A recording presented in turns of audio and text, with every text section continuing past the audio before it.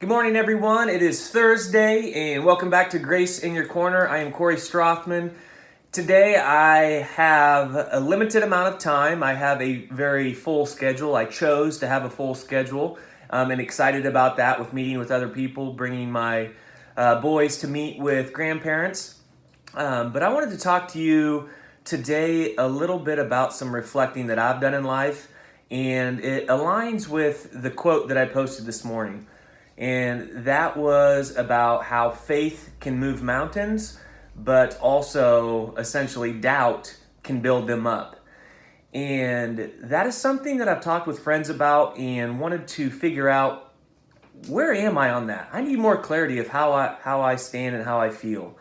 So just reflecting on putting your trust in God. Because I have my trust in God 100%, 110%. But I wanted to think about how is my life going and working right now? Because it can be very difficult to trust in God when the times are bad. But one thing that you have to understand is you can't decide that God's on your team when things are going well and then decide that God is against you or God isn't even present when things aren't going well. God is always with you. Stick on His team through thick and thin. And I can tell you right now, I'm in the best place I've ever been in my life. And, things haven't really gone my way lately. And I could easily go into self-doubt of, well, wait a second, God, I'm living in your word. I'm doing your stuff. I am being the person that I was meant to be. Why are things not falling in place? Why are there tragedies going on in my life? Why am I still unemployed after 4.5 months? Why?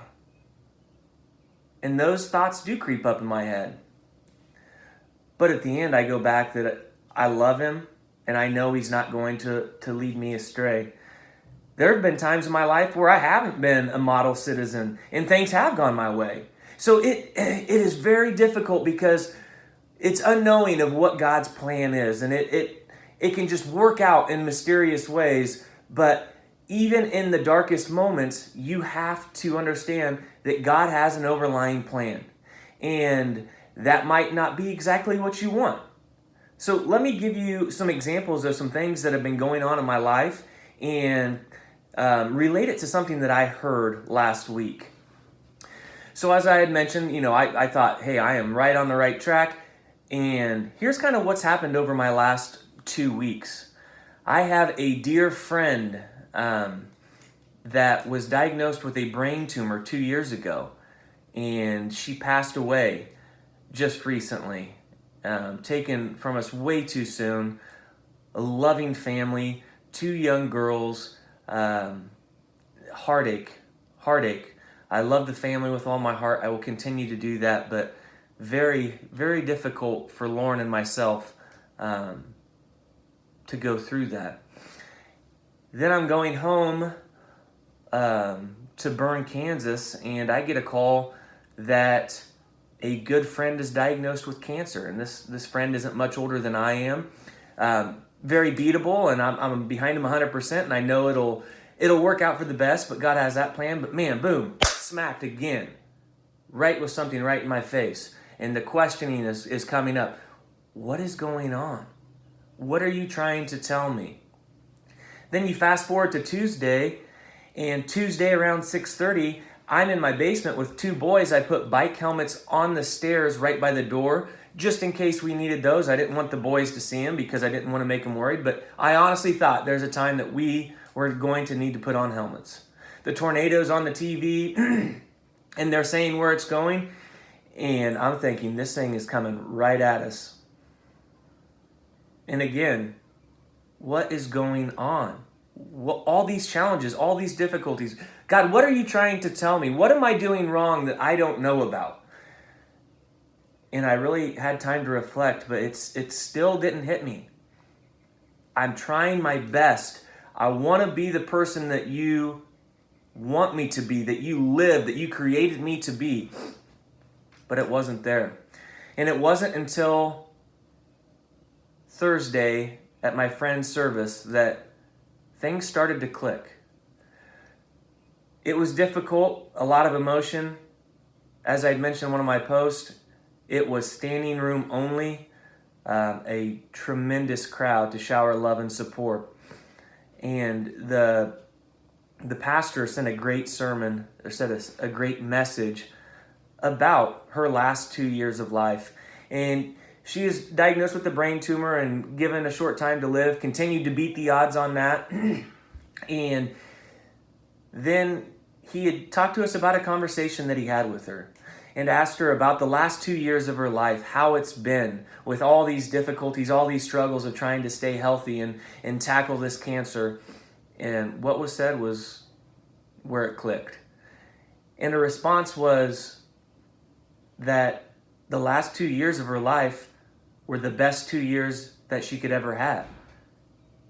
And I know what you're asking. How can that be? How can you have the 2 best years knowing that you're fighting a cancer that is terminal, knowing that you're fighting a cancer that will suck your energy, that could give you every reason in the world to be upset at God? And the reason was simple. She knew those 2 years, all she had to do was focus on what she loved the most. No longer did she care about going to work and appeasing everyone else. She would do what she needed to be done, but that's it. She could say no to people, not feeling the pressure of failure or shame of declining to go eat with someone, declining to go to an event. She could take her core values that we talked about in our very first entry, and she could truly cement those and do exactly what was most meaningful to her. And that's family, friends, religion, love. It's all there. That's what she focused on, and that right there gave her the love. And it started to register with me. That's how we all should live. I am guilty of this. Our society is all too guilty of this. Is we are going 110 miles an hour, and we're doing those for the things that we don't need to do them for. We need to do it for our core values.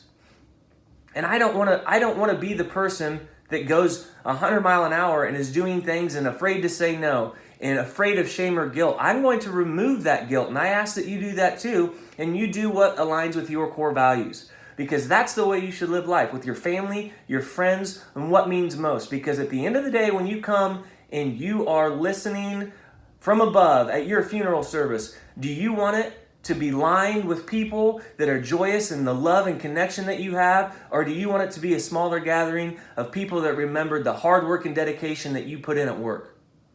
It's okay to do that with work, but we don't want to live with regrets. I don't want to live with regrets. And if I continue to live the way I did, my regrets will stack up to the sky. But looking at it and living through my friend's path of, this is what is important to me. It's okay to say no to people. You do what matters most to you. You do your values, the path of life that makes you happy, that creates those memories, because the memories are what you're going to think back upon when we get older, and it's not going to be, well, you know what, I did volunteer at the PTA book fair. Not saying you shouldn't volunteer at those things, but I'm saying we create our own schedule. I told you my schedule's full. That was my choice. I wanted to have a full schedule today. Very well could have said, you know what, I'm going to take my kids to the swimming pool. But I know that I've already spent a lot of time with my kids this week, and I want to meet with other people. When you're creating your own schedule, choose the things that mean most to you. No longer do you have to go 100 miles an hour on things that could be declined.